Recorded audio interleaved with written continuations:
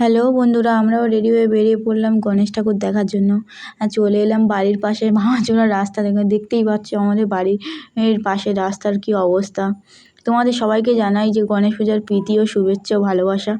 আর দেখতে দেখতে আমরা মেলার মধ্যে প্রবেশ করলাম। আমি তো আগেই এসে দেখছি যে কোথায় সাজের দোকান আছে, যেটা সব মেয়েরাই করে। মোটামুটি অনেক দোকানই বসেছিল, খালি একটু ভিড়ভাড়টাই কম ছিল। অনেক কিছুই দোকান বসে, আমি সব কিছু পার করে আগে আসছি যে ঠাকুরটাকে আগে দেখার জন্য, আর তোমাদেরকে দেখাচ্ছি ঠাকুরটাকে। দেখো, দেখে বলো কেমন হয়েছে কমেন্টে। এমনিতেই আমি জানি সব গণপতি বাপ্পাই সেরা। আগেই আমরা ঠাকুরটাকে দর্শন করে নিলাম, তারপর একটু আধটু মেলা থেকে বেরিয়ে যাচ্ছি, কারণ বেরিয়ে আবার অন্য ঠাকুর দেখার জন্য চলে এলাম। আর একটা পাশেই ঠাকুর, সেই ঠাকুরটাকেও তোমাদেরকে দর্শন করিয়ে নিলাম। তার পাশেই আর একটা ঠাকুরের প্যান্ডেলটা খুব সুন্দর করেছে লাইটিংগুলো, সেটা দেখতে দেখতে আমরা চলে যাচ্ছি ঠাকুর দেখতে।